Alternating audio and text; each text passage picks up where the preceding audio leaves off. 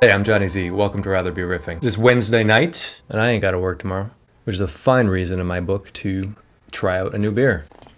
So what we have on tap this evening is Tasman Bay by Treehouse Brewing Company. Tasman Bay carries ebullient notes of citrus, lime, Sauvignon Blanc, and passion fruit.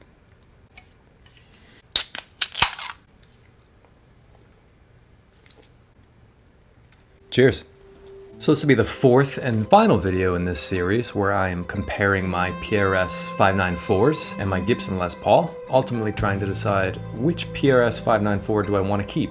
Thanks a ton to everybody who's watched and commented on the prior three sound comparison videos. The observations and insights have been super helpful as I've gone through the process of making my decision. And so in this video, I want to walk through my main decision criteria, which includes tone, playability, aesthetics, and what I like to call the X factor, which is which guitar inspires me more to pick it up and write new music.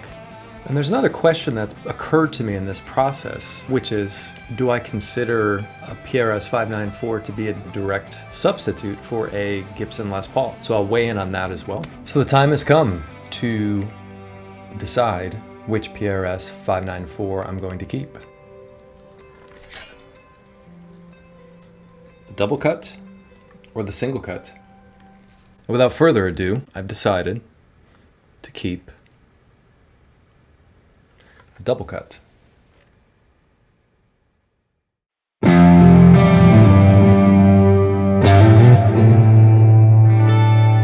So let's dive into the sound characteristics of these guitars, and I'll talk about which one I preferred and why. And so in the first video where I compared the double cut and single cut 594s, over half of you preferred the double cut version over the single cut. And among the remaining half, it was equally divided between folks that said keep both guitars or folks that preferred the single cut version. Many folks found the double cut had a very special voice where it was airier, whereas the single cut had a more focused tone. And I think those comments really reflect my experience with the guitar as well. And I think this next sound clip is a good example of the airiness of the DC versus the focus of the single cut.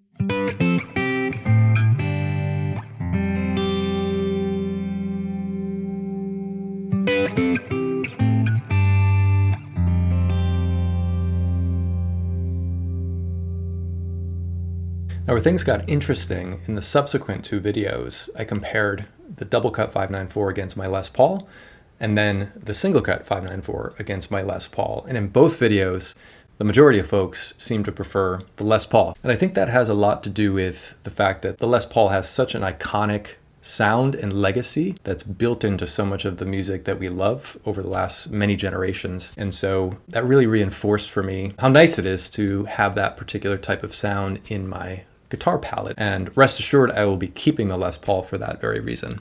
Now, the last dimension of sound I want to talk about is sustain. I was inspired by a recent video from Tom Bukovac, who I'm a huge fan of. It's episode 180 on his homeschooling YouTube channel, where he's comparing his two vintage ES335s with his original 1958 Burst. And he was talking about the differences in sustain. He feels like playing up high really reveals the strength and limitation of a guitar's sustain characteristics. And the demonstration clearly showed that the Burst, as they're known for, just has a seemingly infinite amount of sustain. And so I thought that would be a really cool test to demonstrate now with my three guitars to see which one has the most sustain. So let's check that out.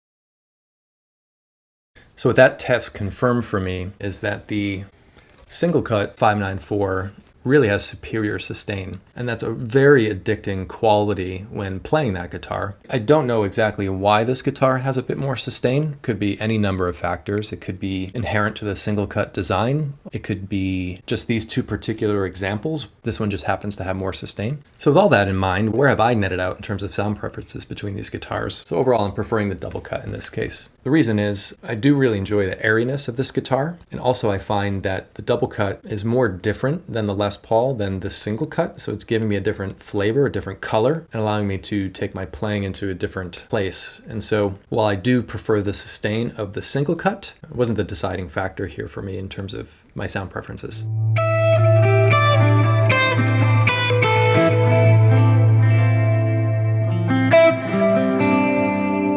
So let's talk about the playability of each guitar.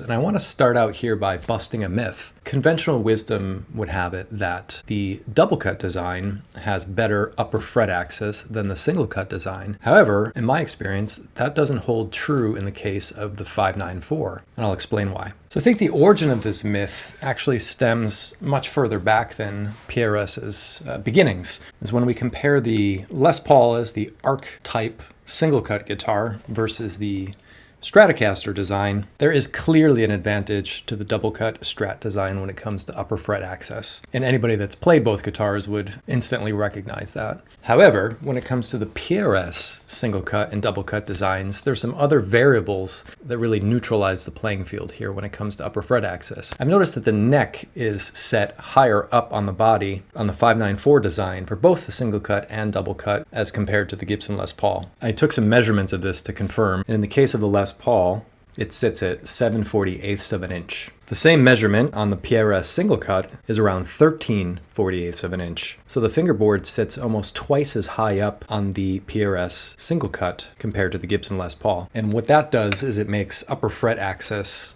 a breeze. You never really feel the heel getting in the way like you do on a Les Paul. And when it comes to the double cut, that same measurement's around 12/48 of an inch. So the fingerboard also sits significantly higher up compared to the Gibson Les Paul. And so despite one guitar having double cut, one having single cut, I do not experience any differences in accessing the upper frets on both guitars. So that's a super cool, I'd say, innovation on PRS's part to help with the upper fret access. So when it comes to action, I like very low action, and both 594s accommodate that very well. Using my handy dandy StewMac string action ruler, I've got my action set up around 3/4 of a millimeter on both guitars on both the high and low E strings. So no real difference there between the two 594 models. Both guitars have really good weights, so I don't really notice a significant difference there. I unfortunately don't have the measurements. My hunch is that the single cut is slightly heavier due to the slightly thicker mahogany slab.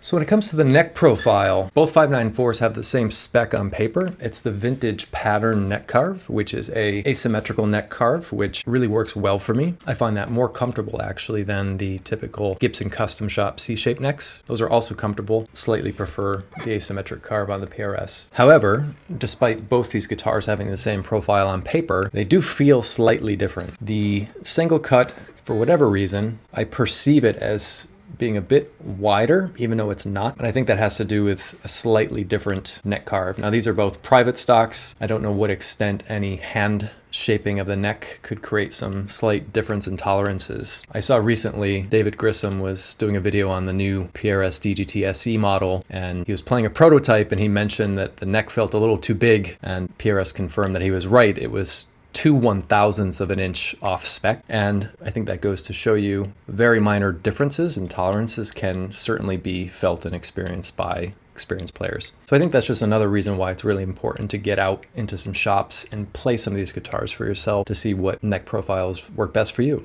And so when it comes to ergonomics, I do find that I prefer the double cut model when I'm sitting down to play. It just rests perfectly on my leg. It's very balanced. No disadvantage to the single cut. It's also comfortable playing down, but slight preference towards the double cut. Last observation on playability. PRS does a really nice job rolling the fingerboard edges, which gives an incredibly comfortable feel to the neck. Both 594 models are equally good in that regard. And in both cases, I find that superior to the Gibson Les Paul neck, where this is a 2019 model. It has very minor fingerboard rounding, so there's still a bit of a sharp edge here, which I do notice. Still a great neck, but I've actually considered trying to round the fingerboard edges a bit myself to see if I can improve the playability of this guitar.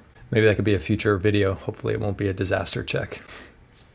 So all in all, when it comes to playability, I give a slight advantage again to the double cut 594. Based on the fact that I do a lot of playing sitting down in the studio as I'm writing and recording music, and the fact that this is a little more comfortable for me sitting down is a nice advantage.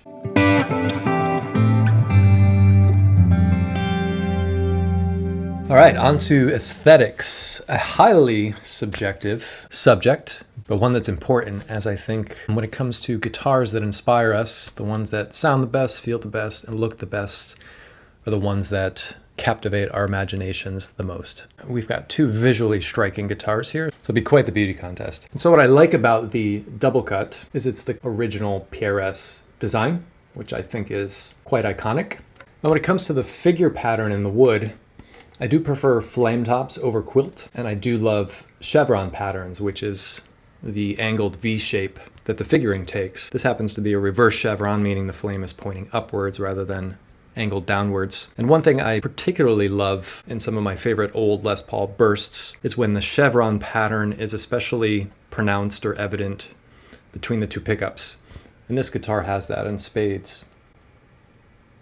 Lastly, if there's one thing about the double cut that's not my favorite, I think I would prefer a little bit of a burst in the finish. This is called Antique Natural. Dig it quite a bit, otherwise wouldn't have bought the guitar. However, I fantasize about asking historic makeovers if they take a PRS in and doing a very classic burst nitro aniline dye finish on this guitar. Might be blasphemy, might be super cool. I may never ask, I may impulsively do it. Who knows? Let's see. As for the single cut, I do love the color and finish on this guitar. This finish is called Sandstorm Dragon Breath, and it has a very unique burst pattern where the burst isn't done around the perimeters, but it sort of pushes off downwards across the guitar. There's a lot of beautiful grain patterns in this guitar. It is a one-piece quilt top, which is quite striking. One of my favorite features is actually this little knot in the wood. If you can see that. I'll do a close-up, but it looks sort of like an eye, which I think is cool. I like little imperfections like that, if you would even call it an imperfection. The finish is Sandstorm Dragon Breath. I think Dragon's Breath refers to the burst pattern, where it's not a traditional halo, where the burst is around the perimeters, but it's more blasting downwards. I do prefer this finish. I think it's a little more interesting and beautiful in terms of the coloring. So all in all, when it comes to the aesthetics, the double cut I prefer slightly over the single cut. It's the iconic design in my mind when it comes to PRS. I love the two-piece top, the chevron flame. This one also has aged hardware, which I haven't talked much about, but I think that's a cool look as well. So yeah, there you go.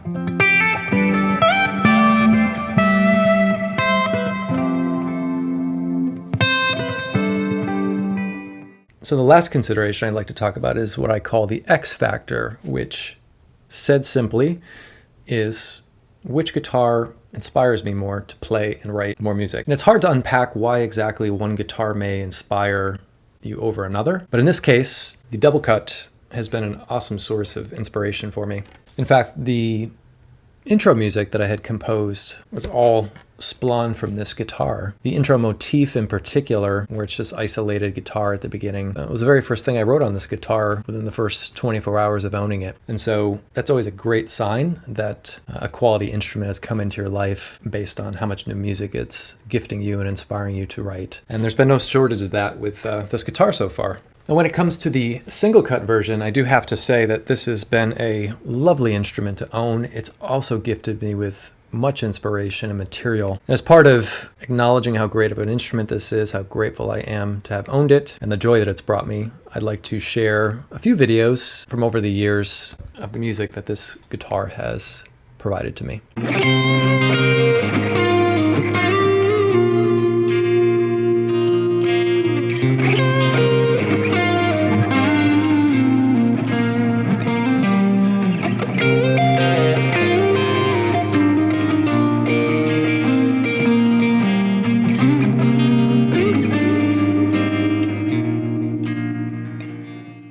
And so the last point I wanted to talk about was a question that occurred to me while making this series of videos, which is, can a PRS 594 be a direct substitute for a Gibson Les Paul?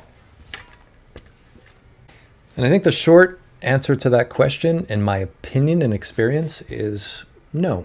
I think if you're looking for that iconic Les Paul character, the only way to truly get it is to own a Les Paul. There was a comment in one of the previous videos that I really love that I think is helpful here, which is the PRS 594 is like high fidelity, whereas the Gibson Les Paul is like a wild animal. And I love that analogy because I think it really sums up the essence and difference between these guitars really well. And it's also not insinuating that one's better than the other, which I also fully endorse. And so while the PRS certainly pays homage to the Les Paul DNA, I think it also builds on it in terms of bringing in more clarity, bringing in better intonation, in some ways better playability. And it gives up a little bit of that wild animal characteristic in the process, which I actually think is an okay trade-off. Because when I want high fidelity, I'll turn to the PRS. When I want that wild animal character, I'll turn to the Les Paul. So I don't think this is an either or. I think it's a both and I think there's good reason to have one of each in the collection, and I certainly enjoy having both guitars available.